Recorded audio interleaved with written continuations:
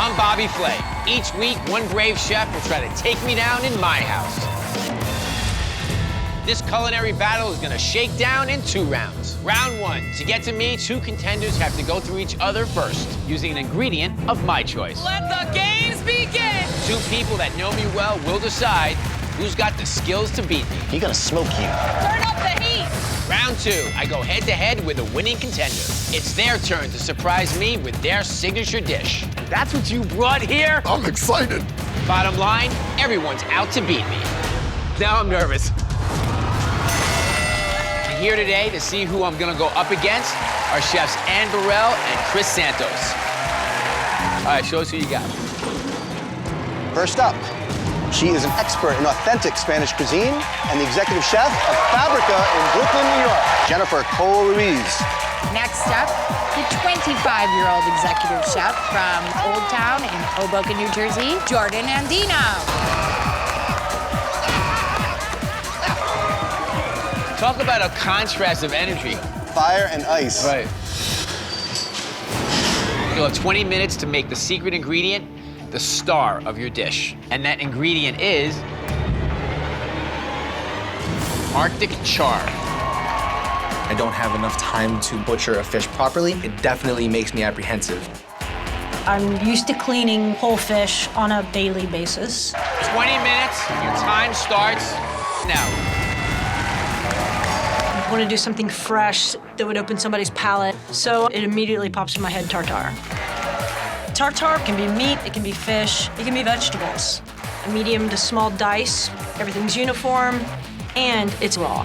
I'm gonna make pan-seared Arctic char with a lemon beurre blanc and a chiffonade of rainbow Swiss char. The star of the show here is the char. I'm adding a little bit of lime zest, add a little bit of red onion to that. The texture of it is creamy, so I'm adding egg yolk to the char. It's gonna get even creamier. I think smoked sea salt, which will complete the flavor palette. Come on, girls, now. Come on. In 20 minutes, I can crank out a great plate of food and not break a sweat. I'm making rainbow Swiss chard, chiffonade. The leaf is rolled up and cut into long, thin strips like spaghetti or linguine. My bacon lardons rendering, which are cubes of sliced bacon, so I can use it to cook the Arctic char. I'm gonna make a lemon beurre blanc, which basically means lemon white butter sauce. Even though I have time left, I'm gonna stick with what I have on the plate. I know that my dish is spot on.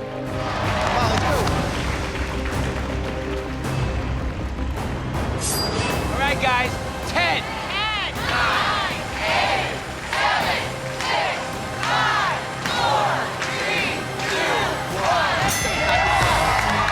So Jordan, what did you make? You have a pan-seared Arctic char with a lemon beurre blanc and a chiffonade of rainbow Swiss char. I think we're a little worried that you're potentially gonna overcook this fish. This is so buttery and moist. It's really perfect. And your fish is beautifully cooked. Beautifully cooked. Bacon, it's nice and crispy as well. I will say there's a bit of a lack of salt in this dish, though. Across the board, seasoning is an issue. I honestly think that it was seasoned well, but to each his own. And Jennifer, what did you make? A Arctic char tartare, a fennel and orange salad. Your char is seasoned beautifully. It tastes really good. You nailed the seasoning, not just the salt, but the smoked salt choice. The fennel with this raw fish, I think, is a great combination. But I feel like there's more fennel than char on this plate. This dish is extraordinarily simple. I think going the simple route is definitely easier said than done. The chef that will be going up against Bobby Flay will be Chef Jordan. It's very disappointing for me because I know I can beat Bobby Flay. I think they made a mistake. Now I can take on the man I came here to beat, Bobby Flay. What's your signature dish? Korean short rib. You have 45 minutes to create the best Korean short ribs that you can. And your time starts now. I'm taking a bunch of Eastern Asian cuisines and I'm combining it all into one dish. Korean short rib with a kimchi fried rice and a kimchi slaw. The first thing I do is make the rice. It's gonna take about 25 minutes. I'm not very familiar with Korean short ribs. I'm gonna grab some Asian ingredients and just give it a whirl.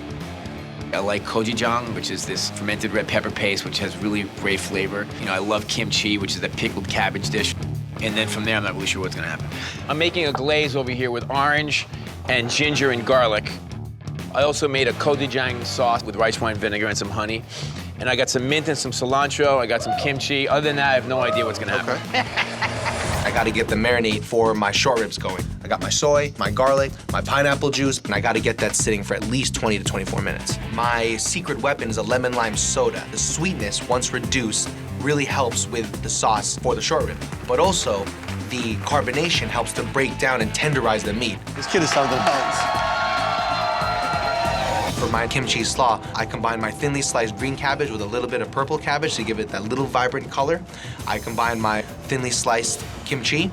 I add my honey and a little bit of rice wine vinegar, salt and pepper, and I mix that so each bite is equally seasoned. My meat's not cooked and I gotta get it on the grill. I blast the heat because it helps with the caramelization of the sugars. And it actually looks good. I may not know exactly what I'm gonna do here, but I do know how to grill, so I'm just concentrating on getting a good, crust, caramelization on my ribs.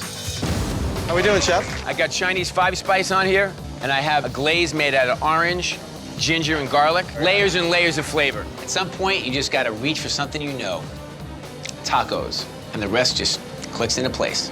I'm gonna make a Korean short rib taco. Okay, I love it. I'm feeling good. So now I'm gonna make a salsa with some kimchi, a little mint, and some cilantro. Those flavors work really nicely together. You know, you have the freshness, of course, from the mint and the cilantro, and then you have the pickled and spicy flavor and the crunchiness of the kimchi. And I want a little bit of nuttiness, so I'm gonna put some toasted sesame seeds on top. I add a little vegetable oil, sesame oil into my rice, and then I saute off my ginger and my onions, and then I throw in my scallions. I like to add the eggs separate from the fried rice so that the egg builds its own texture. This egg is liquid gold. When the yolk breaks, it's just gonna give it that really beautiful richness. It's gonna balance out all those bigger flavors. Just put an egg on it. 5.5 minutes left, you guys. As my meat is grilling, I take what's left of the marinade and I start to slowly reduce what will be like a really thick, syrupy sauce that I'll use to garnish the plate with. I don't want anything to mask the flavor of the short rib, so I'm gonna go with lettuce instead of tortillas. As I'm plating, I realize I didn't add the eggs to my fried rice. If I don't incorporate the egg into the fried rice, it won't have the same texture that I was wanting. You're not gonna finish, dude. You're not going to finish if you don't get it on the plate now. I don't know if it's a good idea, but I take the scrambled eggs, put them on top of the rice, Come on, Jordan. then put the meat on. You know, I'm feeling confident. The eggs, it doesn't really matter because the dish tastes great, so I mean, we're good. And I'm scrambling to get scallions on every plate. 7, 6, 5, 4, 3, 2,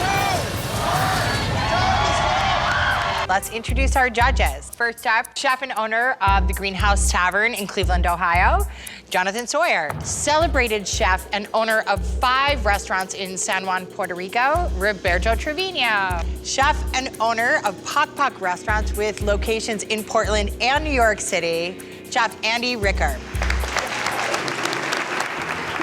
Judges, this is a blind taste test. We'd like you to start with the dish that's directly in front of you. Texturally, there's great contrast in here. There's a little bit of chew from the short rib, and there's real crisp vegetable goodness in that kimchi and in the lettuce wrap.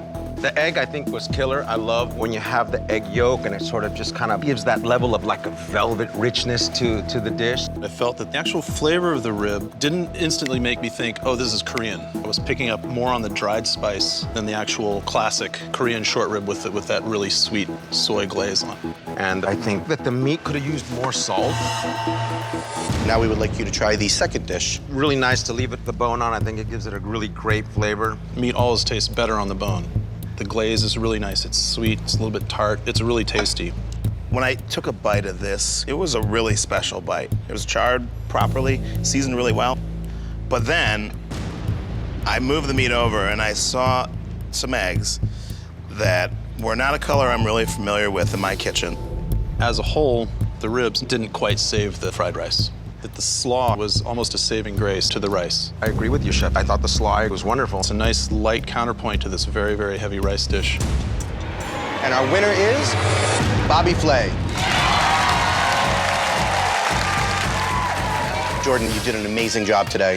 Thank you, I appreciate it. I definitely gave him my all. I'm 25. When I'm his age, who knows where I could be?